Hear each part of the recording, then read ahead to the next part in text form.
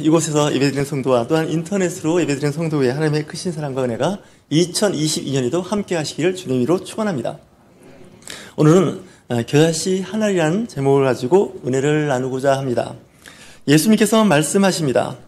겨자씨 하나만한 그 씨앗이 땅에 떨어지면 그곳에서 이제 겨자가 이제 자라겠죠. 사실 우리는 겨자라는 식물을 본 적은 없습니다. 저도 마찬가지입니다. 저 이런 생각을 해봤습니다. 깨알 같다는 말 들어보셨나요? 깨알 같다. 근데 이 깨알이라고 하면 아마 저는 들깨를 한번 생각해봤습니다. 저는 시골에서 자랐기 때문에 참깨와 들깨를 저희 집에 심어봤습니다. 들깨는 정말 씨알이 동그란데 굉장히 작아요. 근데 심으면 굉장히 커집니다. 아마 열매가 수천? 아마 그 이상 열리는 것 같아요. 잘 자라면, 그러니까 거름이 있는 좋은 땅에서 자라면 굉장히 잘 자랍니다. 그리고 이 들깻잎은 여러분들 식당에 가면 들깻잎이 나오죠. 향이 있는데 이제 허브 향이 나는 것 같아요. 사실 이 들깨가 너무 잘 자라고 흔해서 그 가치를 몰라서 그렇지, 페퍼민트 향이 난다는 생각이 들고요. 참 그 들깨에 대한 요즘에 그 가치가 굉장히 높아지고 있는 시대를 살고 있는데 흔해서 인정을 못 받고 있는 겁니다. 그 깨알 같은 작은 씨앗이 떨어지면 무성하게 자라요. 굉장히 빠른 속도로 자라면서 열매를 맺는 것. 근데 예수님께서 그 겨자씨, 작은 씨앗이 땅에 떨어져서 나중에 성장한 후에 열매를 맺고 그곳에 새들이 깃든다라고 이야기를 합니다. 많이 크면 한 3m까지 자란다고 하는 거 보니까 상당히 큰 식물로 성장하는 것이죠.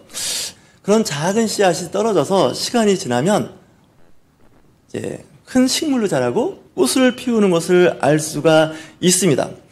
예수님께서 왜 이런 말씀을 하셨을까? 처음에는 시작은 작지만 나중에 창대케 되는 것을 말씀을 하고 있습니다.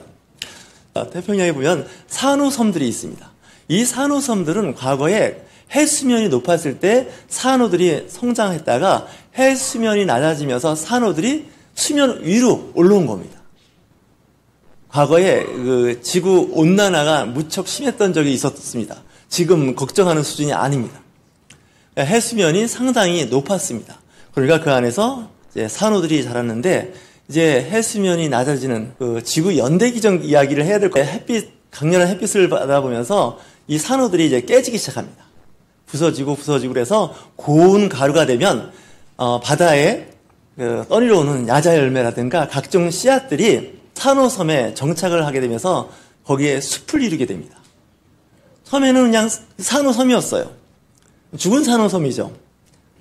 그렇지만 나중에 보니까 거기에 야자 열매가 열리는 큰 각종 숲에 새와 곤충들, 벌들이 모이기 시작했다는 것이죠.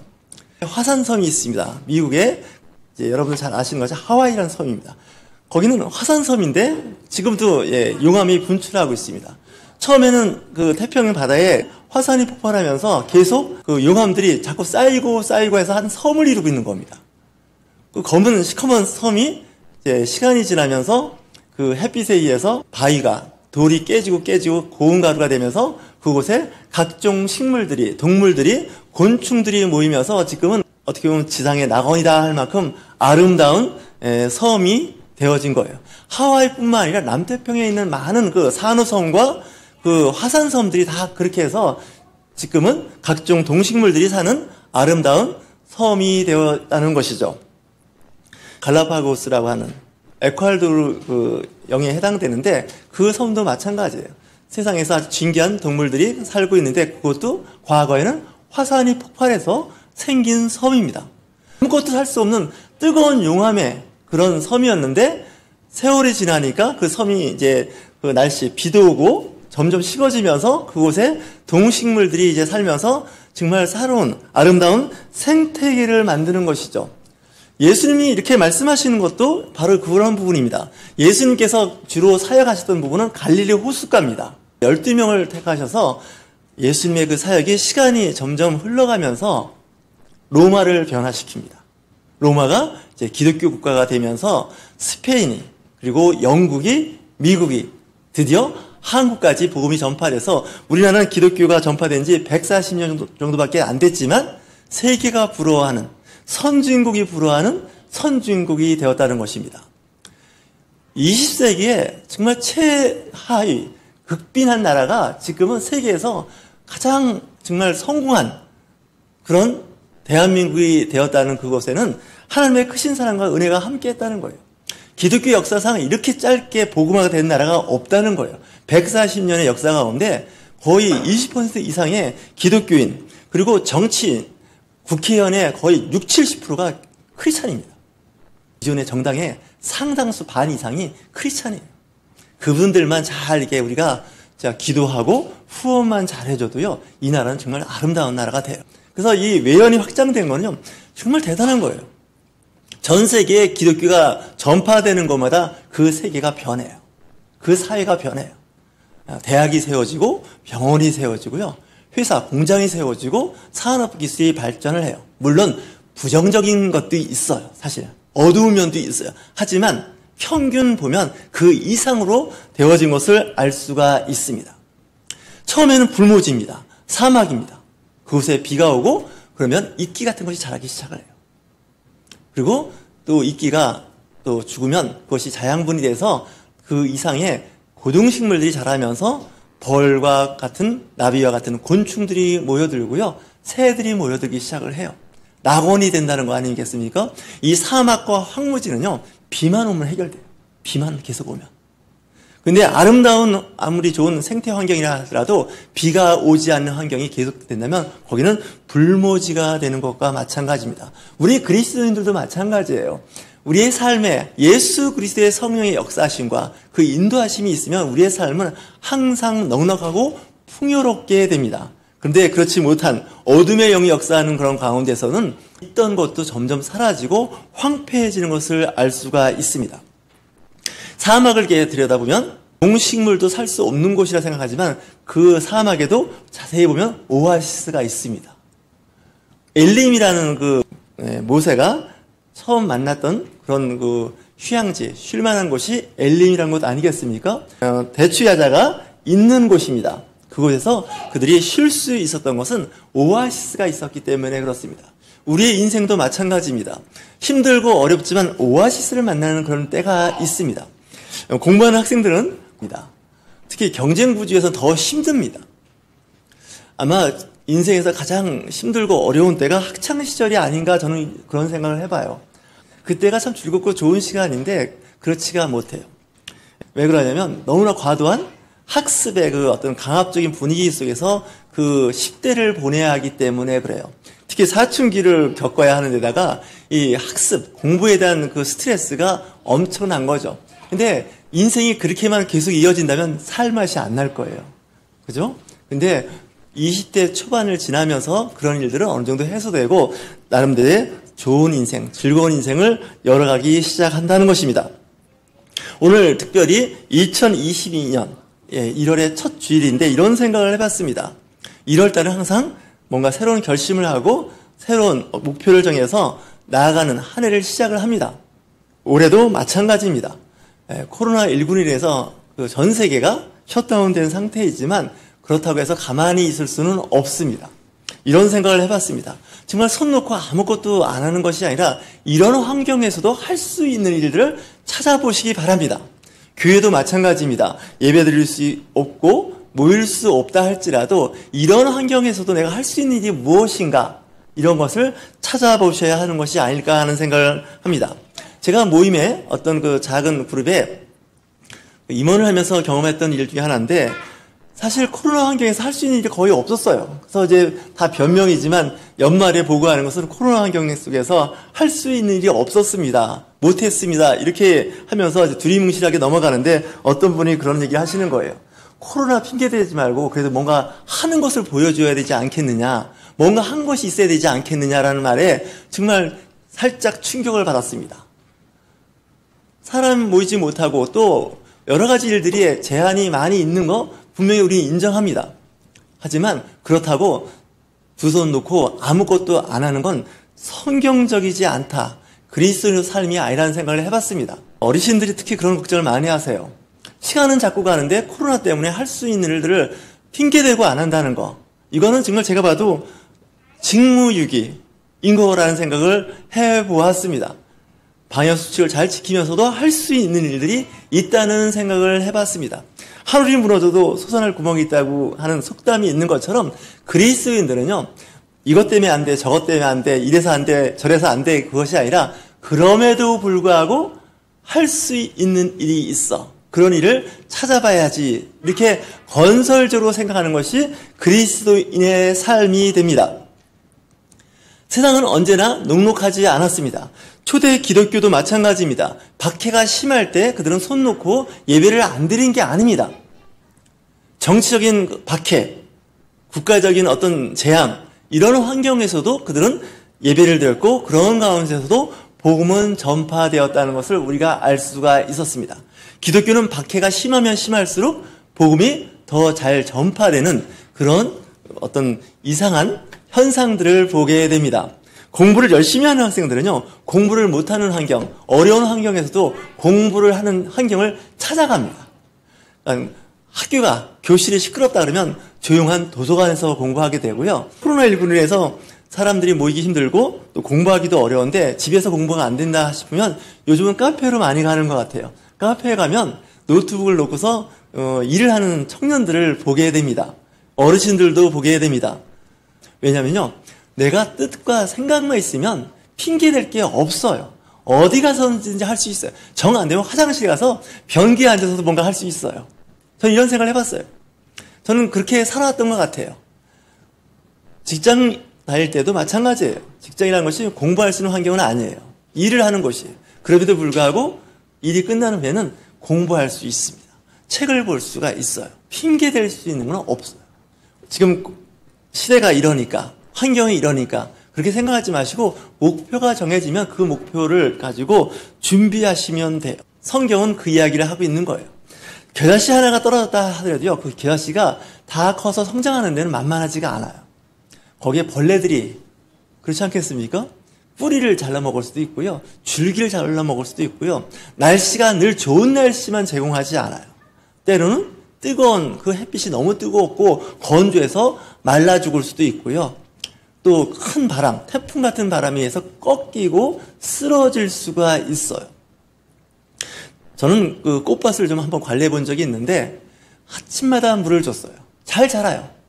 근데 물을 너무 잘 줬더니 문제가 뭐냐면 너무 잘 자라가지고요, 바람에 잘 꺾이더라고요. 잘 부러지더라고요. 성장 과정에서도 너무 이렇게 그 선진국에 태어난 아이들, 잘 자란 아이들이 의외로 그 몸이 좀 허약하거나 정신적으로 좀 약한 걸 알 수가 있어요. 조그만 어려움이 있으면 그냥 포기하고 주저앉는 걸 보게 돼요. 이 식물도요, 흔들리죠. 바람이 불면서 흔들리면서 섬유질 같은 것이 생기면서 강하게 자랍니다. 봄에 우리가 나물을 먹죠. 봄에 나오는 나물은 부드러워서 먹을만 한데 여름쯤 되면 쇠가지고 먹을 수가 없어요. 질겨요. 근데 이건 사람들 생각이고요, 식물 입장에서는요, 그렇게 질기지 않으면 그런 큰 구조를 유지할 수가 없어요. 꺾이고 손상받습니다. 그렇기 때문에 성장하면 성장할수록 이 식물 줄기에 섬유질이 많아지면서 굉장히 견고하게 됩니다. 그래서 가을에 태풍이 불어도 꺾어지지 않을 정도로 견고하게 된다는 거죠. 우리의 믿음 생활, 신앙 생활도 마찬가지예요. 봄에 나오는 새싹처럼 끝까지 갈 수가 없어요. 처음에 신앙 생활 할 때는 참 좋아요. 근데 시간이 지나면서 각종 환난과 핍박과 유혹이 옵니다. 이것을 물리칠 수 있는 사람은 영적으로 성장하게 됩니다. 예수님께서 마태복음 13장에서 하신 말씀, 씨 뿌리는 비유를 말씀하셨을 때 처음에 씨앗이 어디에 떨어졌을까요? 길밭에 떨어집니다. 두 번째는 돌밭에 떨어집니다. 세 번째는 가시덤불밭에 떨어집니다. 네 번째는 좋은 밭에 떨어집니다. 길과 돌밭, 가시덤불에 떨어졌다는 것은 성장하는 과정에서 어려움을 겪는데 마음의 밭이 그렇다는 거죠. 마음의 밭이 길 같거나 돌밭 같거나 가시밭 같은 사람들은 신앙생활하는데 굉장히 어려움을 겪게 됩니다. 편한 마음을 갖고 있으면 어떤 환경, 어떤 어려움에서도 잘 극복할 수 있다는 것입니다. 세상에는 많은 유혹들이 있습니다. 그 유혹조차도 물리쳐야 되는데 그 유혹이 때로는 나를 굉장히 힘들게 할 때가 있어요. 이런 얘기를 저는 종종 들은 적이 있습니다. 신앙생활 할 때 꼭 그렇게 유난스럽게 예수를 믿어야 돼? 심지어는 고등학교 친구가 그러더라고요. 담배도 안 하고 술도 안 하고 무슨 재미로 사니? 이렇게 저한테 얘기하는 거예요. 그 순간 깜짝 놀랐어요. 그렇구나. 술도 안 하고 담배도 안 하고 그러면서 무슨 재미로 사니? 그러니까 세상 기준으로 보면 무슨 재미로 사니? 하는 얘기가 되지만 저는 그거 말고도 재밌는 일이 많이 있었던 것 같아요. 현대인들이 취미 이런 것이 좀 있었으면 좋겠어요. 내가 좀 좋아하는 일이 있었으면 좋겠어요. 내가 하는 일 전문적으로 하는 것 외에 건전한 취미 생활이 있으면 그 취미 생활이 시간이 지나면서 그 분야의 전문가가 될 수가 있습니다. 예를 들어서 꽃을 키운다. 처음에는 취미로 키웠는데 나중에는 취미 이상의 전문가가 될 수가 있습니다. 처음에는 사진을 취미로 찍었습니다. 근데 나중에 보니까 사진에 대해서는 아주 전문가가 될 수가 있는데 요즘 가끔 TV를 보면 사진 전문가들 중에서도 그냥 풍경 사진 찍고 인물 사진 찍는 사람이 아니라 우주 전체 사진을 찍는데 미국 나사에서도 인정할 만한 전문적인 사진을 찍는 개인을 제가 보았습니다. 카메라도 특별한 카메라도 아닌데 일반 카메라를 가지고 전체 우주를 찍는데 와 정말 환상적이에요. 심지어는 자기가 좋아하던 그 취미 때문에 하던 일을 멈추고 그 일에 올인하는 걸 볼 때마다 제가 깜짝 놀랐어요. 전문가가 인정하는 아마추어입니다. 난 크리스찬들이 좀 그랬으면 좋겠어요. 성경 읽고 기도하는 거 중요해요. 저도 딱 그거 해요. 하지만 거기서 머무르면 안 돼요. 어느 특집, 크리스마스 때 특집을 보니까 TV에서 그걸 보더라고요. 한 수녀원, 봉쇄 수녀원을 보여주는데 거기 있는 수녀가 한 말이 좀 기억이 나요. 예수님이 좋다고 두 팔 벌리고 늘 교회에서 일국이 살 수는 없지 않냐는 거예요. 수녀님이, 봉쇄 수녀님. 그래서 일을 하시더라고요. 그 안에서 엄청난 일을 해요. 아침 일찍 일어나서 밤늦게까지 닦고 쓸고 또 뭐 농사 짓고 화축 키우고 성경 보고 말씀 묵상하는데 야, 우리가 생각했던 건 그 이상이에요. 굉장히 부지런해요. 굉장히 성실해요. 젊었을 때 시간을 낭비하지 마세요. 시간은 돌이킬 수가 없어요. 예배소서에서도 말씀하시는 것처럼 세월을 아끼라고 말씀하고 있습니다. 나중에 내가 10대 때 어떻게 보냈을까? 20대 때, 30대 때, 40대 때, 50대 때 내가 인생을 어떻게 보냈느냐 한번 질문해 볼 수 있습니다. 내가 그때는 이런 일을 하였노라 라는 것을 내 자녀들에게, 후손들에게 이야기할 수 있었으면 좋겠어요. 예배 드리는 거 그 외에 시간은 바깥에 나가서 활동을 하세요. 사람을 만나시고요. 거기서 그리스도인에서 빛과 소금의 역할을 하면서 역량을 발휘하세요. 사람 모인 데 가서 뭐 성경 말씀 구절구절 그것도 중요하지만 더 중요한 건 그리스도인으로서의 향기를 내는 거예요. 제가 지겨운 인간들이요. 만나기만 입만 열면 성경 몇 장 몇 절 막 해요. 난 별로 좋아하지 않아요. 누가 모르냐고요. 요즘에 인터넷 내지는 스마트폰 검색하면요. 줄줄이 나와요. 그게 중요한 게 아니라 뭐예요? 그 말씀을 내 삶에 내재시켜서 그리스도인으로서의 삶을 사는 거예요. 저 사람 굉장히 성실하네? 사람 참 좋아. 넉넉하네? 사람을 품어줄 줄 아네? 관용이 있네? 사랑으로 품을 줄 아네? 누구지? 그리스도인이야. 나는 교회 다닌다는 얘기도 안 해요. 그리스도인이라는 얘기 안 해요. 성경 구절 들이대지 않아요. 근데 그의 삶을 보니까 그는 예수님의 제자요, 하나님의 자녀인 거죠. 2022년 여러분들 그랬으면 좋겠어요. 여러분들이 김포시 구례동까지 와서 예배드리는 거 주일날 저는 만족해요. 저도 만족해요. 저도 가능하면 바깥으로 나가려고 그래요. 모이기에 힘쓰는 거 중요하죠. 때로는 모여야 돼요. 하지만 모였다가는 흩어져서 내가 사역자로서의 감당할 일을 다 감당하시는 저와 여러분이 되실 주님으로 축원합니다. 정말입니다. 그리스도들이 앉아서 교회에 앉아서 기도하고 교제하는 거 참 아름다운 거예요. 하지만 또 한편 생각한다면 나가서 현장에서 전문가로서 인정받는 거예요. 선한 영향력을 주는 거예요.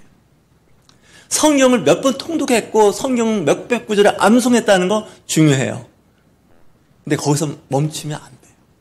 그걸 가지고 내 삶에서 드러나는 일들을 해야 돼요.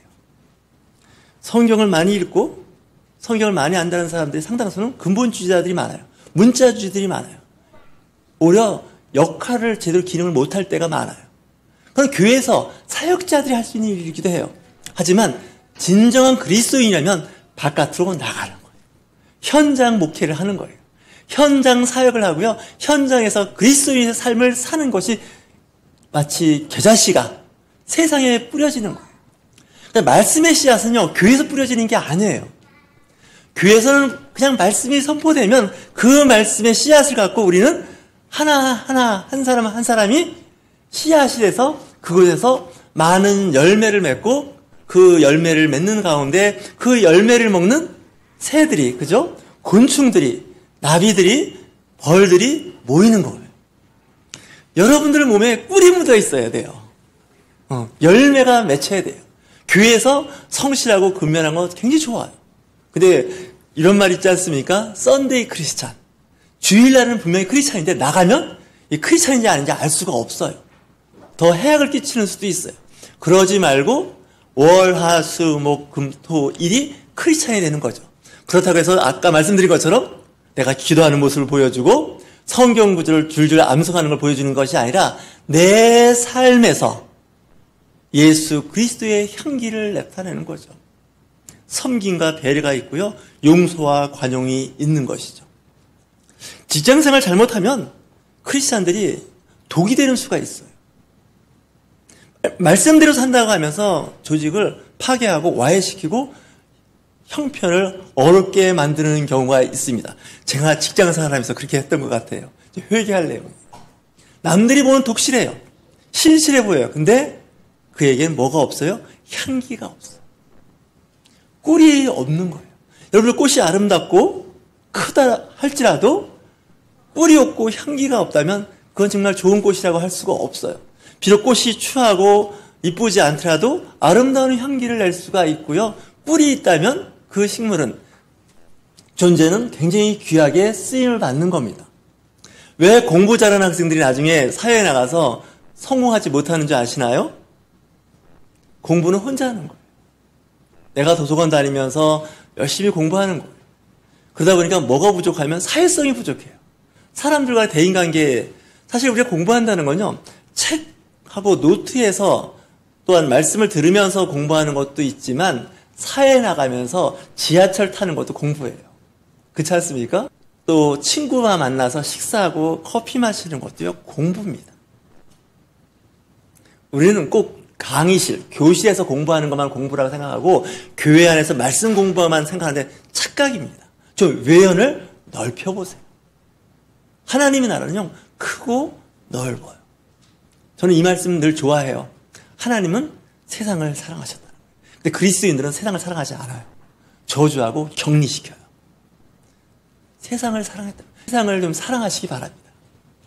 우리 옆에 계신 분들과 한번 인사할까요? 2022년에는 세상을 사랑합시다. 그거 참 교회에서 할 말이 아닌 것 같고, 세상과 짝하여 지내지 말고, 세상의 유혹에 넘어가지 말라고 하는데 저 목사는 어떻게 세상과 잘 지내라고 할까? 사실요, 그리스도인들은요, 세상과 잘 지낼 수 있는 그 능력, 그 캐파가 있어야 그리스도인이에요. 선한 영향을 미치는 거예요. 교회 와서는요, 얼마든지 정말 잘 지낼 수 있어요. 선하게. 근데 중요한 건 교회 문 밖에서의 생활인 거예요. 가정에서의 생활인 거죠. 어느 목사님 가정이 있었는데 사모님이 목사님한테 그러더래요. 우리 이불 보따리 쌓아갖고 이 강대상에 가서 살자고. 무슨 말인가 했더니 목사님이 강대상에서 좋은 말은 다 하는데 집에만 오면 그게 아니더라는 거예요. 그러니까 당신이 하는 말과 함께 그대로 살려면 강대상에서 아예 거기서 살림을 차리자고. 그러면 당신이 설교한 것 같은 그런 삶을 살지 않겠느냐고. 그러니까 말하기는 쉬워요. 강대상에서 사실은. 근데 나가서 저도 그 말씀대로 생활을 하려니까 삐그덕삐그덕대고 힘들어요. 그러니까 그리스도인들은 교회와 교회 밖에서 삶이 일치해요. 근데 일치하기는 쉽지는 않지만 그래도 포기하지 마시고 노력하셔야 됩니다. 2022년은 여러분들 생각이 있으실 거예요. 직장에서도 선한 영향을 행사해 보세요. 처음에는 손해보는 것 같고요. 좀 불편해요. 근데 나중에 한번 보세요. 세상에는 공짜가 없더라고요. 살아보니까. 그때는 내가 많이 손해본 것 같아요. 시간, 노력 많이 손해본 것 같아요. 희생한 것 같아요. 근데 시간이 지나고 보면 그 손해보고 희생했던 것이 나중에 큰 열매로, 큰 보상으로 돌아오는 것을 저는 종종 경험합니다. 젊었을 때는 씨를 많이 뿌리는 거예요. 선한 일을 많이 하는 거예요. 근데 때가 되면 거둘 때가 돌아옵니다. 지금 작은 씨앗을 뿌렸어요. 겨자씨. 겨자씨보다 더 작은 씨앗도 있겠지만 여튼 내게 주어진 작은 선행, 그리스도 이름으로 많은 걸 심었더니 나중에 어떻게 돼요? 새들이 깃들기 시작했다는 거예요.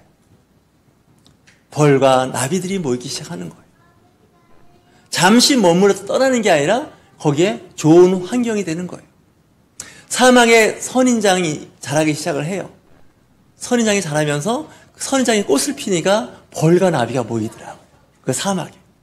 또 벌과 나비 각종 곤충이 모이니까 또 새들이 또 모여요.